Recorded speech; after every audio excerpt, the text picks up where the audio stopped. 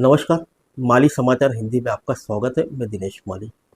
सामान्य भविष्य निधि में सरकारी कर्मियों को झटका, ब्याज दरों में बढ़ोतरी नहीं। 5 साल से 7.1% पर अटकी। आइए जानते हैं विस्तार से। केंद्र सरकार ने 2024-25 में जुलाई से सितंबर तिमाही के लिए सामान्य भविष्य निधि जीपीएफ पर मिलने वाले ब्याज की दरों में कोई बदलाव नहीं किया। पिछले 5 वर्षों से ब्याज की दरें एक ही पॉइंट पर अटकी हुई है।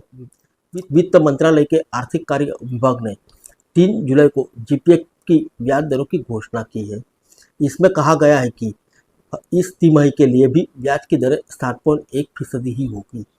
इससे पहले अप्रैल जून की तिमाही में भी जीपीएफ की ब्याज दरें 7.1% रही थी। वित्त मंत्रालय के आर्थिक कार्य विभाग ने 1 जुलाई से 30 सितंबर तिमाही के दौरान जीपीएफ और उससे मिलते जुलते अन्य प्रोविडेंट फंड के लिए ब्याज की दरें घोषित की है।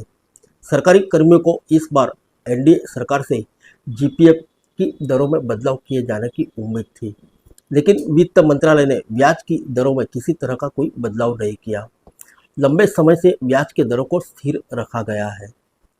वर्ष 2021-22 के दौरान सामान्य भविष्य निधि तथा उसी प्रकार की अन्य निधियों के अभिदाताओं की कुल जमा रकम पर दी जाने वाली ब्याज की दर 1 जुलाई 2021 से लेकर सितंबर 2021 तक 7.1% रखी गई थी।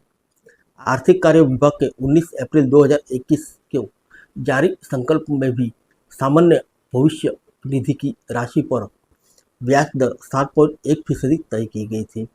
उस वक्त देश में कोरोना की दूसरी लहर ने अपना कहर बरपा रखा था। तब केंद्रीय कर्मियों का महंगाई भत्ता भी 18 माह से रोका गया था।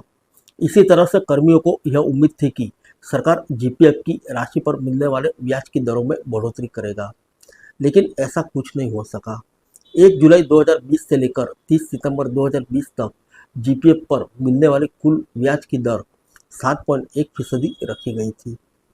ये दरें सामान्य भविष्य निधि यानी केंद्रीय सेवाएं, अंशदायी भविष्य निधि भारत, अखिल भारतीय सेवा भविष्य निधि, राज्य रेलवे भविष्य निधि और आयुध विभाग भविष्य निधि, भारतीय आयुध कारखाना कामगार भविष्य निधि, भारतीय नौसेना गोदी कामगार भविष्य निधि, रक्षा सेवा अधिकारी भविष्य निधि और सशस्त्र सेना कर्मी भविष्य निधि लागू होती है। जीपीएफ पर जमा राशि पर बैंकों के मुकाबले ब्याज अधिक मिलता है, इसलिए बहुत से कर्मचारी अपना शेयर बढ़ा देते हैं। जीपीएफ में ज़्यादा वेतन इसलिए कटवाया जाता था ताकि कर्मचारी अपनी बड़ी ज़रूरत के समय उसका इस्तेमाल कर सके। आइए जानते हैं अब क्या है वार्षिक योगदान की सीमा। कर्मचारी अपने जीपीएफ में 90% राशि निकाल सकते हैं। हालांकि इसे लेकर नियम और शर्तें बदलती रहती है। बच्चों की शिक्षा, शादी, घर बनाना या फिर उनके लिए प्लॉट खरीदना, फ्लैट लेना, पुश्तैनी मकान की मरम्मत कराना और घर का लोन चुकाना जैसे कामों में जीपीएफ की राशि काम आती है।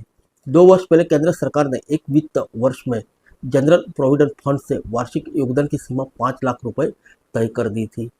नए प्रावधान के अनुसार एक वित्त वर्ष में जीपीएफ खाते में जमा की गई कुल राशि 5 लाख रुपए से ज़्यादा नहीं हो सकती। फिर मिलेंगे अगले बुलेटिन में अन्य किसी खबर के साथ। तब तक के लिए इजाज़त दीजिए। नमस्कार।